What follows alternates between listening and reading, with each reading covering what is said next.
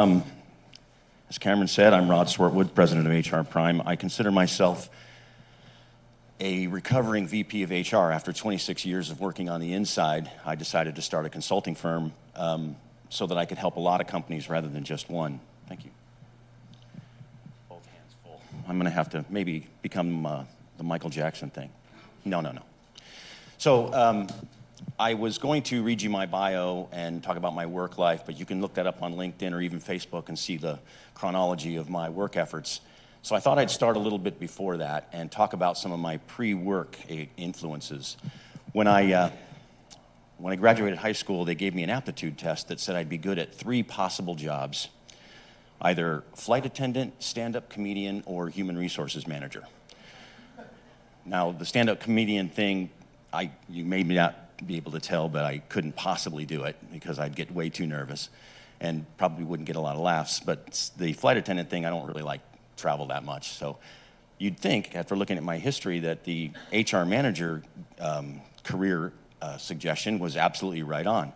But I was young and I didn't listen to that. So instead, I went off and I started working as a jewelry salesman for 4 years, thinking that would be the way to go. Then I switched to cattle rancher. I actually worked on a working cattle ranch for 2 years. And then somebody I met somewhere said, you should come down to San Diego and work on the beach with me. He's a beach lifeguard. And so I did. I went down, took the test, and I was a beach lifeguard. And while I was down there, I met some people who were playing water polo for San Diego State, and I'd played in high school. So I decided, you know what, I'll go back to college. And so I walked on, played water polo for San Diego State. And while I was there, by the way, go Aztecs, top 20 nationally. While I was down there, I took a course called Industrial Organizational Psychology.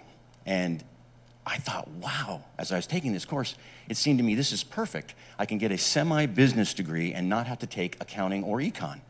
It was perfect. That's all I wanted to do, was get in there and be a business partner. Turns out, after I graduated and then went on and got a graduate degree in the same subject, CEOs didn't really want to hear that kind of thing from their HR person. They wanted to hear how they can stay in compliance and how they can keep from getting sued and how they can have a good handbook. And I kind of wanted to say that really wasn't why I got into this. And I'm going to try to tell you today that strategic HR, rising above the compliance piece, is how you build better teams and how you make more success, whatever you define that as. So I'm going to follow a presentation methodology that I was told one time, that you tell them what you're going to tell them, then you tell them, and then you tell them what you told them. So I'm going to start out with what I hope you'll take away today, is that the right people are the key to your success. And right people is going to be interchanged with better people, and it's really going to mean that they're aligned with your values and your brand vision.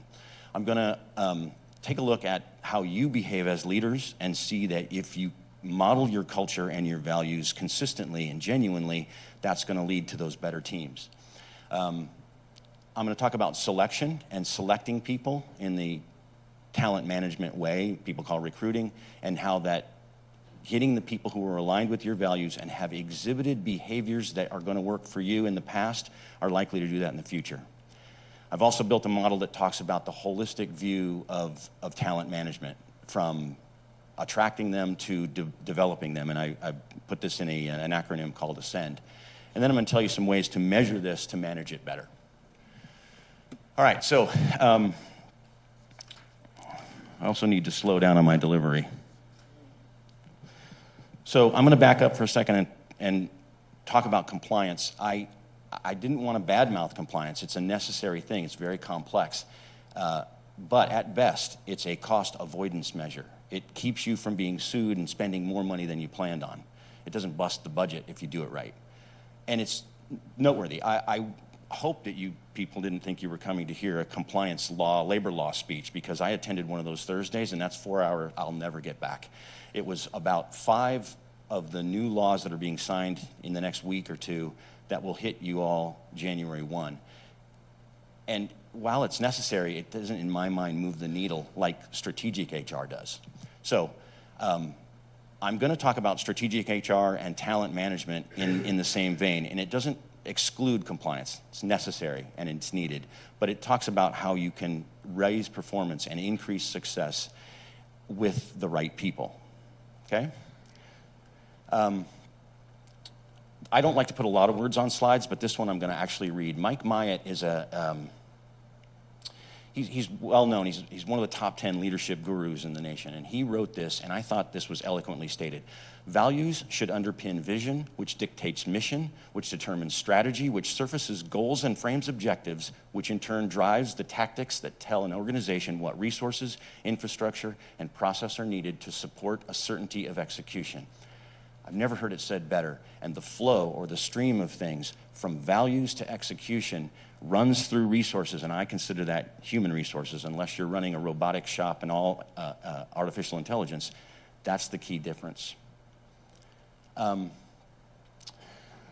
I've heard that this happens all the time, or at least a lot, and that people will start businesses at the same time, and they'll have the same idea, and they'll have the same access to money and tools and things like that. But the winner is always the one with the better people. And again, interchangeable. Better or aligned or people that share your values. All those words in my mind are better, because that is the difference from where the rubber meets the road. Okay, this is going to boil down to three things: building that better team. Your ability to find those talented people who share your values and whose efforts are aligned with those values and your vision. And a lot of these things are interchangeable too. Your values equal your culture. Your vision comes from those values, and how you demonstrate them regularly and daily. I wouldn't dismiss the fact that it's difficult. I'm not going to run through the fact that it's difficult to interview for values. I'm going to get to some way of doing that, at least peripherally. But if you don't have your team that's all rowing in the same direction, and it's going to stem from your values and your consistent demonstration of those values, then you won't be as successful as you could be. Okay, let's talk about finding talented people. All right, schools, obviously. Okay, now, there's a lot of, we're here at UC Irvine. We've got people who come from the right pedigree and all the things that you want. Those are technical skills. They don't necessarily demonstrate that these people share your values or your vision. You haven't had a chance to meet them yet. You just see their education. Experience, of course, comes from working, being out there. I think you're going to find more people like that from your networks.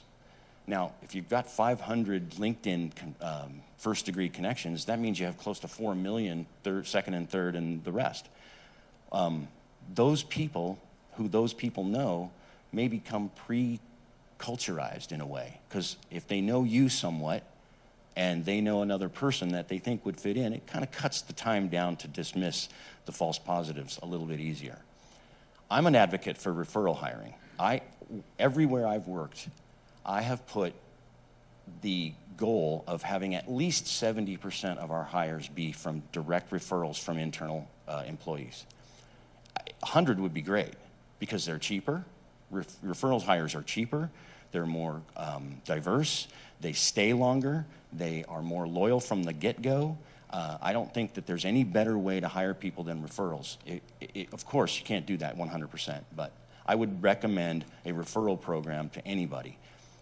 Your network is a loose referral program. Your internal employees and your direct first-degree connections are the best.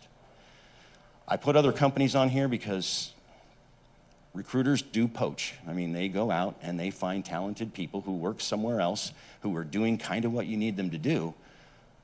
And that's a good source of the technical skill and some of the other things, but it's not necessarily the connection to your values and your vision that you need. You'd have to interview them, and you have to find them. They're a little more expensive because these are passive candidates. They're not looking for your job that you've got posted. They're saying, I like it where I'm at. I'm not really interested in moving. So it's a buyer's market there. The harder question is how you determine someone to be the better candidate or the better fit in your organization.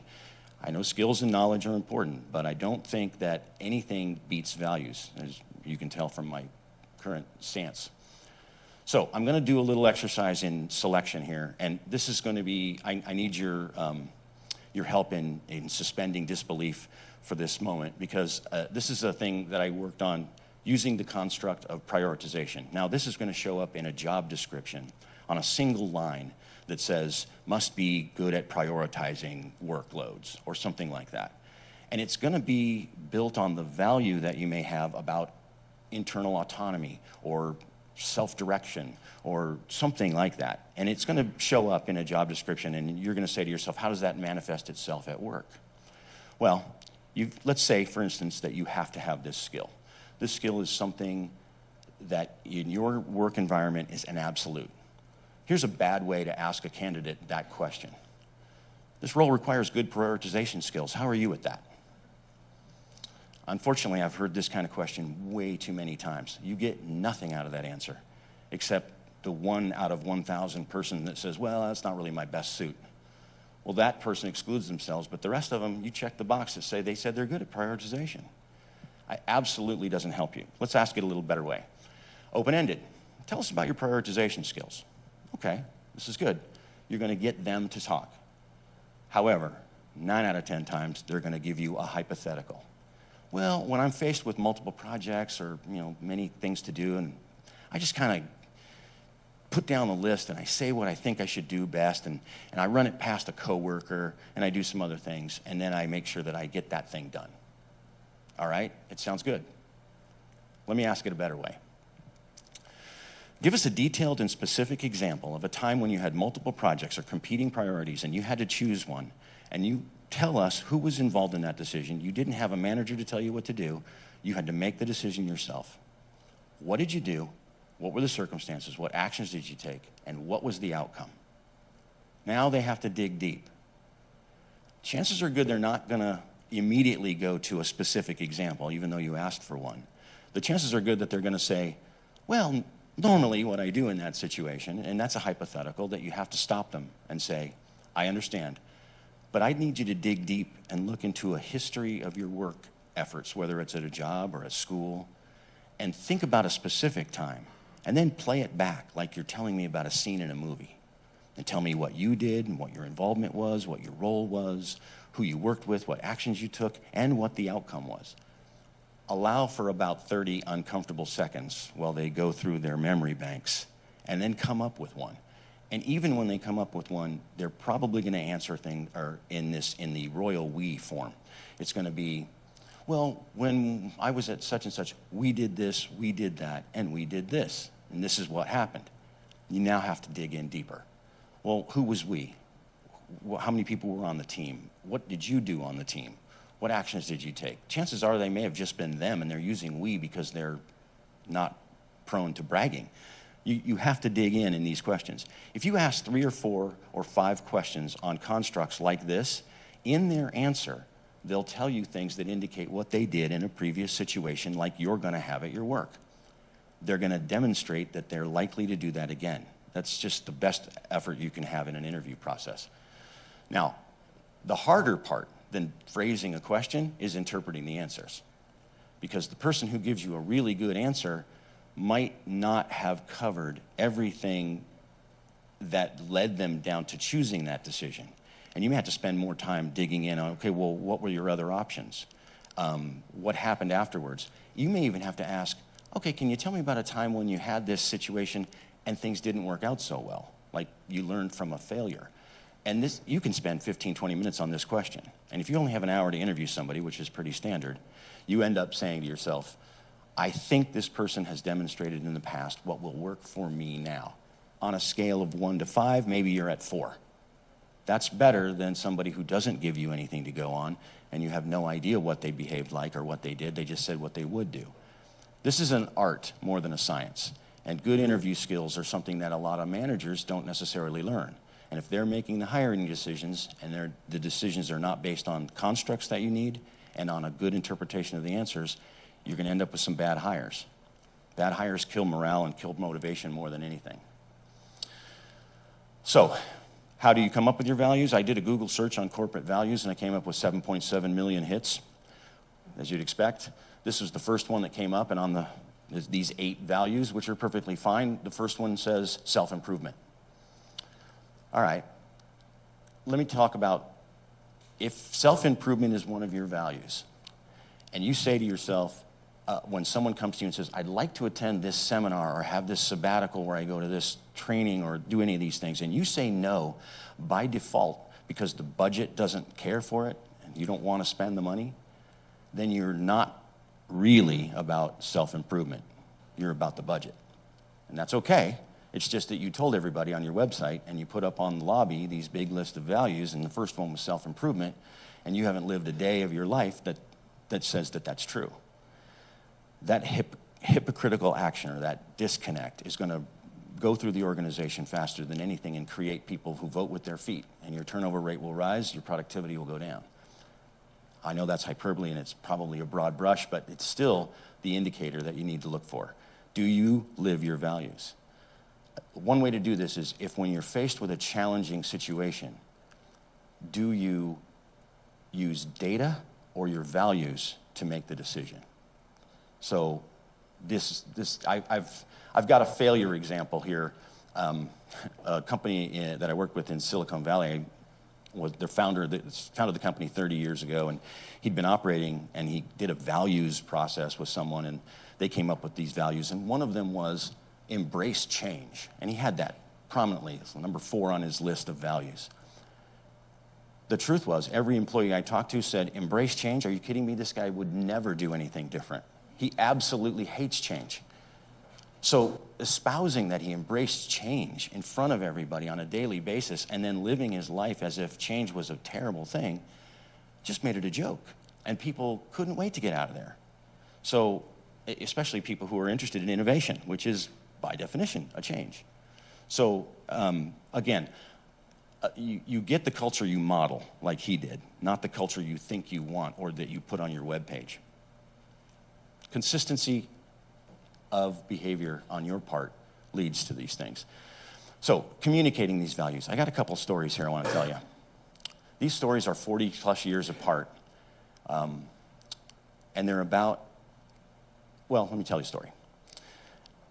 South African Hospital in 1973, there was a local university that was full of industrial organizational psychology students who said, you know what, we're going to go do a job analysis study. Job analysis is just a task list.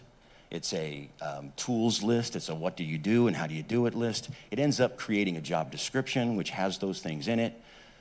It's a worthwhile compliance activity in human resources. So they're asking different people what they do. And this one student goes up to a janitor and says, excuse me, sir, we're doing a study. What do you do at this hospital? What do you do here? And he leaned on his mop and he said, son, me and the doctors, we save lives. So a light went off in this guy's head and he said, ran to the professor and said, you know what, there's another study here. We need to look at why this janitor thinks of himself as saving lives and not cleaning toilets. And so they did. They started looking into it, and they started asking questions of people, his boss, the administrators, the doctors. Come to find out that every one of those people, including his coworkers, cared about this guy. And they asked him how he was doing, and they said, good job. And the doctor said thank you to him for doing some of the messy work that needed to be done. And so he felt involved. Now, this was the beginning of engagement studies, and everybody's heard about engagement now, but this was the very beginning. And it really pointed to the fact that you communicating consistently and genuinely your values throughout the organization is what creates that kind of engagement. So, fast forward. You may have read this story. It was in the Orange County Journal in February. Edwards Life Sciences makes heart valves. They are numbered and identified on who made them and what day, and they're shipped out and they're put into somebody. And then every year, CEO Edwards flies out a recipient of these heart valves and their families or two, brings them into Orange County, puts them in front of everybody with food and a party atmosphere, and introduces them to the tech that made that heart valve. And there's hugs and kisses and tears, and I'm getting goosebumps just telling the story again. But you don't think that every single one of those people on that line who are making these things, and people who work with them, even down to the janitor, aren't thinking, wow, we're doing something meaningful. I'm connected to that. And therefore, my efforts are not going to be, it's almost 5 o'clock, I can't wait to go home. It's going to be, I'm saving lives.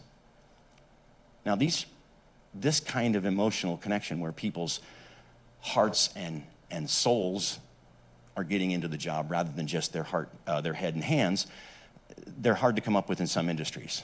I mean, the jewelry business, that would be hard to deal with. Title insurance, where I've been a VP of HR before, you really can't find too much of an emotional hook. But in life sciences, I think there's plenty of opportunity. And doing that on a regular basis is going to help you build that better team. Again, the theme is sincere and consistent communication around your values. All right, I mentioned Ascend earlier. Ascend is my model of a holistic approach to talent management. I'm going to read these, but it's attract, select, culturize, engage, inspire, and develop. And they're all based on values. And values equal your culture, and your culture is your employment brand. Your employment brand is the promise that you have to future and prospective employees and current employees about what you offer them in exchange for their efforts. Now, attraction is that, how do people hear about you? Is it word of mouth? Do you have a good plan and a web page that talks about careers here? Selection is what we talked about earlier, making good selection choices and asking and interpreting the answers. Culturizing is more, it's probably referred to as onboarding in many places, but this is much more than just the paperwork that involves an onboarding. This is getting them completely inundated with your communication, your consistent communication around values. And then engagement that we talked about. How do you get them to bring in more than just their head and hands so that they're really involved in your work? And then inspiration is more personal. It's more one-to-one. That's where you go in and you give psychological paychecks and you ask about how they're doing and you care about them. You know about their kids and their spouses and their parents and what's going on with them and, you know, some of their hobbies. It becomes more of a family orientation. And then finally, developing. And this is something that's been talked about a lot with the millennial workforce. Continuous learning. Now, I went to this thing last Thursday to learn about the new labor laws. Well, it wasn't thrilling. It was still learning, and I did pick up a lot. And I'm, you know, really interested in continuously learning, and everybody is. Now, if you do these things right, they feed back upon themselves, and your job brand becomes more attractive to people who didn't know about you before because your people are talking about it. You're hearing people say things about you. So, 20 years ago, Jim Collins wrote in Good to Great that he hears CEOs say, people are my greatest asset. I contend that he was right when he said the right people, again, aligned with your vision, are your greatest asset. All right, so I want to talk about measurement real quick because we measure everything else. Why shouldn't we measure human capital and its efforts? I've got 3 of my favorites. There's literally dozens of measurements that you can use with human resources, but in this case, management by walking around is an unofficial survey method. If you listen carefully as you're doing this, you'll hear things that will make difference in the way you behave. You'll hear the disconnects. People will feel that it's an open, honest communication. Human capital return on investment. Think of this as an earnings per share or earnings per share type metric, but instead of earnings, it's your revenues, and instead of per share, it's per people dollar. The other way to look at this math is profit per people dollar isolated for other expenses. And I can give you the math if you want it, but if you look at this metric over time, you're going to see that it's either going the wrong direction or the right direction in terms of what you get back in productivity from your people.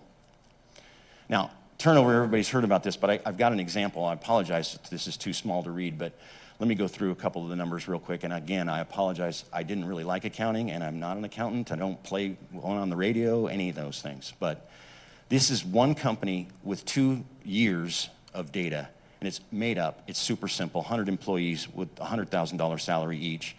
And in one case, in year 1, they have a 33% turnover. In year 2, they've reduced it to 18. Now, I want to give you some of the assumptions I made. One is that the pay for people in the organization has a 30% burden rate for insurance and taxes and things.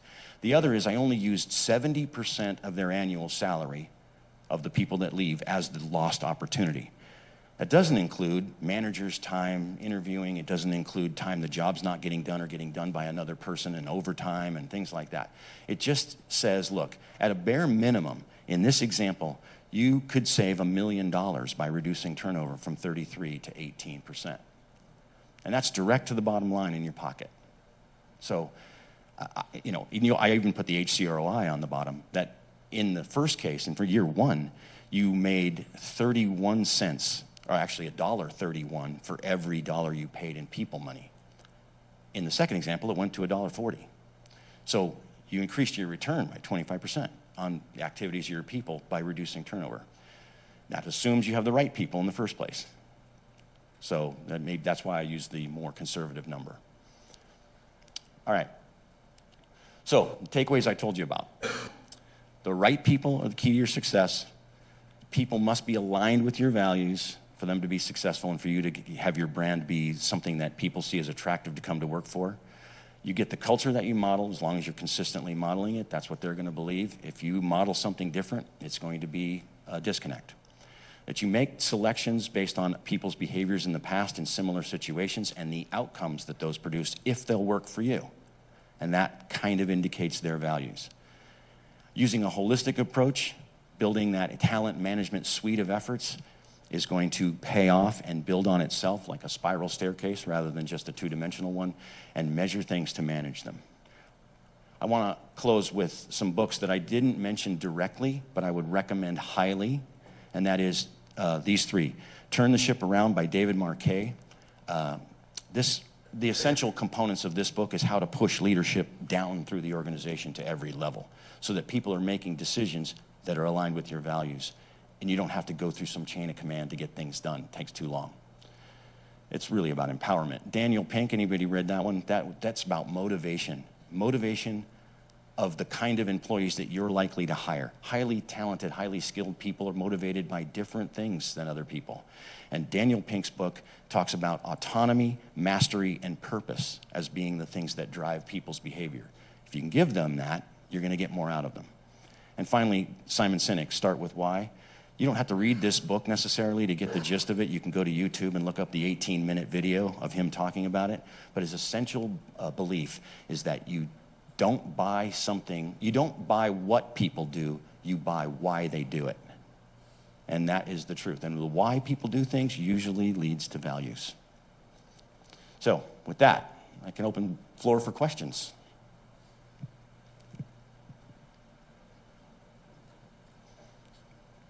Yes, sir. How do you bridge what appears still to be the gap between sort of the research and the thought leaders and actually... Thank you. How do you bridge the gap that still seems to be apparent between the thought leaders and the research and the examples and where the rubber meets the road today, building a team? What's step one? Yeah, theory and application? Yeah. Yeah. Step one is getting a CEO and a leadership team that believes this is the road to success. If they think that HR is about compliance and keeping you from getting sued, then you don't have the right leadership. One of the things that I think helps is having a strategic HR person report directly to the CEO instead of the CFO or the corporate counsel. So that's a symbolic step, if you will, because then everybody sees, oh, these people think this is important. So if that's a tentative answer to your question, I'd say that in each individual case I've worked with, bridging that gap between the theory and application is different every time. The person in Silicon Valley, he was a founder of the company 30 years, and he was turning it over to a new CEO. The new CEO was all for this, but he was not, and he was still the founder and the chairman of the board, and he blocked him at every turn. So in that case, the answer to your question would be, get rid of the founder, but you can't do that. So this is one of the most difficult things I come up against every time I go into a new company, is the natural resistance to, well, but the way we've been doing things is working. I'm proposing that it could work better, but that's theory at that point. I have examples, but it's hard to get that across to each individual person that I come to, but it's probably my biggest hurdle. Thanks for asking. Anybody else? Yes.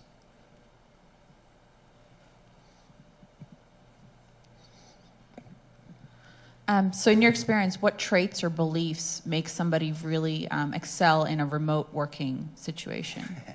Yeah. Well, people use the term self-starter, right? So self-motivated is important. I still don't think that that's the best way to go. I think remote workers need contact with this core culture physically. So bringing them in once in a while is important. I work remotely now a lot because I don't go into the offices of the people I work with. I work from home, and I go in and I report things now and then, or do it through Skype. I find myself goofing off a lot because I'm not really that self-motivated, right?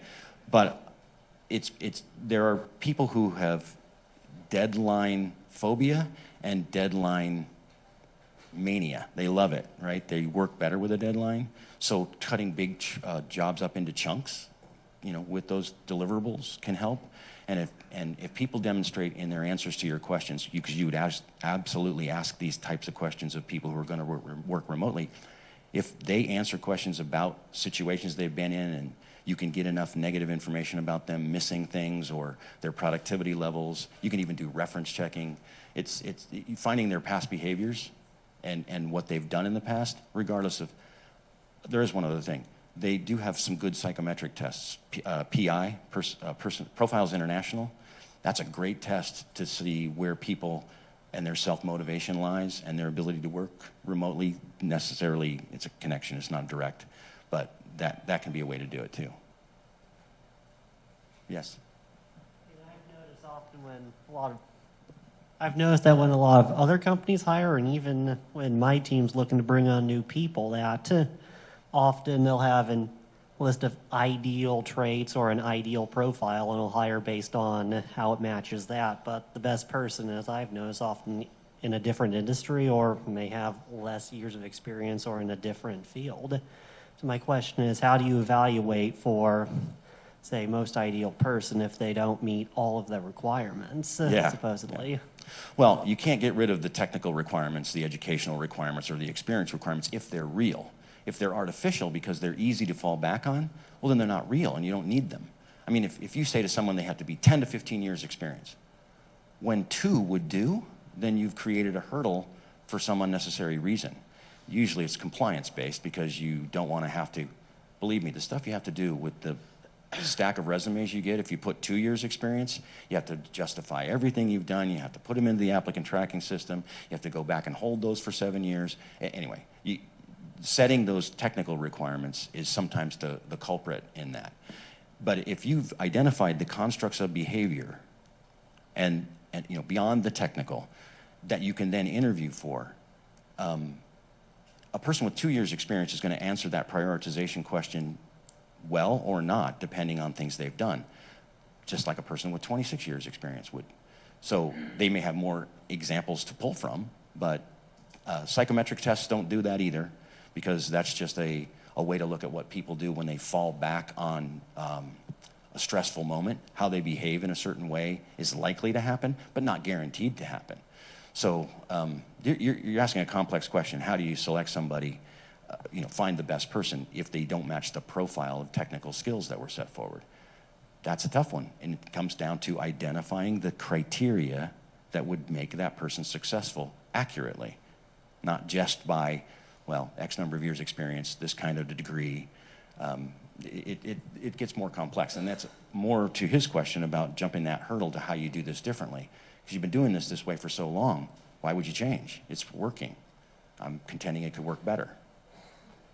Thank you.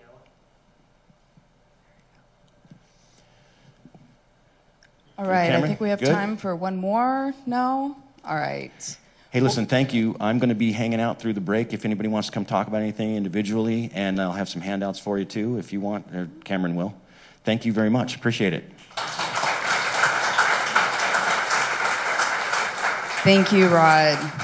I spent, I think it was like 20 minutes in your office last time listening to book recommendations from him. So if you need any book recommendations, this guy's completely got it.